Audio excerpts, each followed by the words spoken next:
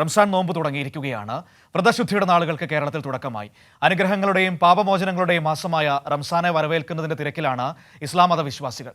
പൗരത്വ നിയമ ഭേദഗതി നടപ്പിലാക്കിക്കൊണ്ട് രാജ്യത്തെ ജനങ്ങളെ ഭിന്നിപ്പിക്കാനുള്ള ശ്രമങ്ങളുമായി കേന്ദ്ര സർക്കാർ അരങ്ങുവാഴുന്നതിനിടെ മാനവിക മൈത്രിയുടെ കരുത്തുകൊണ്ട് വൈദേശികാധിപത്യത്തെ ചെറുത്തു തോൽപ്പിച്ച ഒരു പള്ളിയുണ്ട് കോഴിക്കോട് മിസ്കാൽ പള്ളി. ആ പള്ളിയിൽ നിന്ന് റംസാൻ വിശേഷങ്ങളുമായി സിയാദ് ഷംസുദ്ദീൻ നമ്മളോടൊപ്പം ചേരുകയാണ്. Siyad, good morning. ഇനി നോമ്പിന്റെ കാലമാണ്, പുണ്യം നിറയുന്ന മാസത്തെ വരവേൽക്കുകയാണ് വിശ്വാസികൾ. Manu, good morning. മനു, നമ്മളിപ്പോൾ ഉള്ളത് വളരെയധികം ചരിത്ര പ്രാധാന്യമുള്ള മിസ്കാൽ പള്ളിയിൽ നിന്ന്, കോഴിക്കോട് മിസ്കാൽ പള്ളിയിൽ നിന്നാണ് റംസാൻ്റെ വിശേഷങ്ങൾ, റംസാൻ 1-ന്റെ വിശേഷങ്ങൾ നമ്മളിപ്പോൾ പങ്കുവെക്കുന്നത്. ഈ CAA നിയമം പ്രാബല്യത്തിൽപ്പെടുത്തിക്കൊണ്ട് കേന്ദ്ര സർക്കാർ ജനങ്ങളെ ഭിന്നിപ്പിക്കാൻ ശ്രമിക്കുന്ന കാലത്താണ് റംസാൻ 1 വരുന്നത്.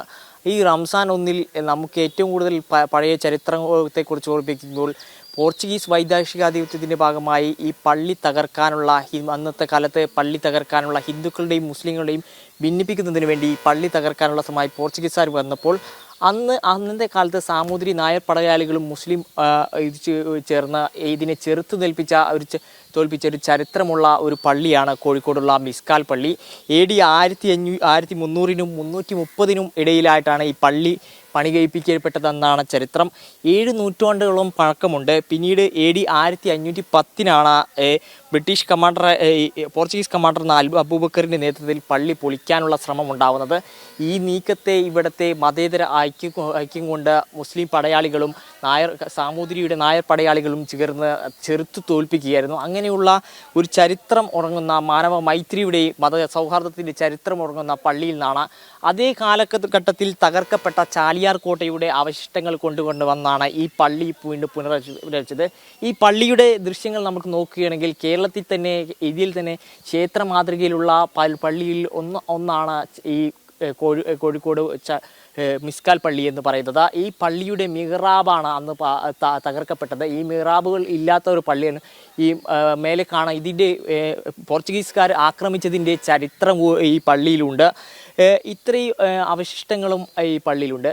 ഈ നോക്കുകയാണെങ്കിൽ റമദാനിലേക്ക് മുമ്പോൾ റമദാൻ 22-നാണ് ഈ പള്ളി അന്ന് ആക്രമിക്കപ്പെട്ടത്. മുസ്ലിം വിഭാഗത്തുണ്ടായിരുന്ന മുസ്ലിങ്ങളെയും ഹിന്ദുക്കളെയും തമ്മിലടുപ്പിക്കുക എന്നതായിരുന്നു അന്നത്തെ ആക്രമണത്തിൻ്റെ ഉദ്ദേശം. പക്ഷേ അത്തരത്തിലുള്ള തന്ത്രങ്ങളൊന്നും വിലപ്പോയില്ല.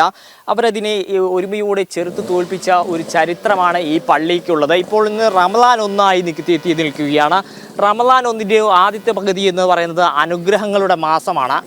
അനുഗ്രഹങ്ങളുടെ ആദ്യത്തെ 10 എന്നാണ് പറയുന്നത്. പിന്നീടുള്ളത് പറയുന്നത് പാപമോചനത്തിൻ്റെതാണ്. പിന്നീടുള്ള 10 എന്ന് പറയുന്നത് എന്ന് പറഞ്ഞു കഴിഞ്ഞാൽ നരകമോചനത്തിൻ്റെ ഒരു 10ആണ്. ഈ 3-10-നിടയിലായിട്ടാണ് ഖുർആൻ അവതരിപ്പിക്കപ്പെട്ട് പറയുന്നത്. ഏറ്റവും പുണ്യമേറിയ 1000 രാവുകളേക്കാൾ പുണ്യമേറിയ ലൈലത്തുൽ ഖദറും ഈ മാസത്തിൽ അവസാനത്തെ 10-ലാണെന്ന് അറിയപ്പെടുന്നത്. ഇതോടൊപ്പം തന്നെ ബദർ യുദ്ധത്തിൻ്റെ ഓർമ്മകൾ കൂടിയുണ്ട്. ന്യൂനപക്ഷങ്ങളെ വേട്ടയാടാനുള്ള ശ്രമവുമായി കേന്ദ്ര സർക്കാർ ഇന്നലെ CAA നിയമം പ്രാബല്യത്തിൽ വിജ്ഞാപനം പുറത്തിറക്കിയിരുന്നു. ഇത്തരത്തിലുള്ള ഒരു നീക്കത്തിനിടയിലാണ് റമദാൻ വരുന്നത്. ഇന്നലെ കോഴിക്കോട് അവിടെ പ്രതിഷേധം ഇതിനെതിരെ ഉണ്ടായിരുന്നു.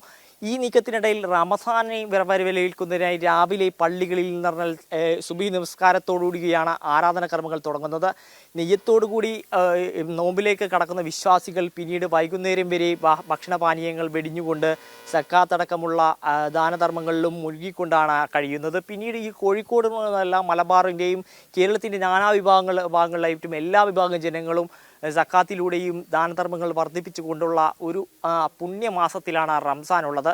തുടർന്ന് നോക്കുമ്പോൾ ഇവിടെയുള്ള ഈ മാസത്തിലുള്ള പ്രത്യേകത എന്ന് പറയുന്നത് വിശ്വാസികൾക്ക് വളരെയധികം ആത്മസമർപ്പണം, ലോകനന്മയ്ക്കായുള്ള ഒരു മനസ്സിനെ സ്ഫുടം ചെയ്യുന്ന ഒരു മാസമാണ് റംസാൻ എന്ന് പറയുന്നത്. മനു,